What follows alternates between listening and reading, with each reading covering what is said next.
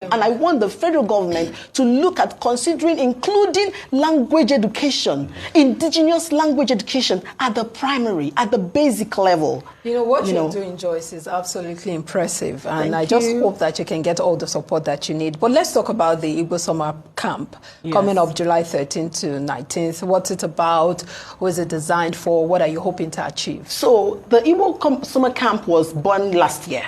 We started it last year because I realized that teaching my children, my students online is not just enough. It is one thing to teach the children. It's another thing for parents to intentionally help these children implement it at home. But then these parents have to go to work.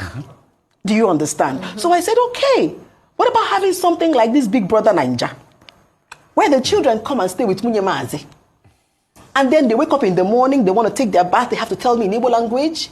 They want to eat, they have to say it in Igbo language. They want to pee, they have to say it in Igbo language. They want to communicate with their friends, they have to say it in Igbo language. What about bringing these children and bringing Igbo celebrities, like the one we are having on the 13th of July this year?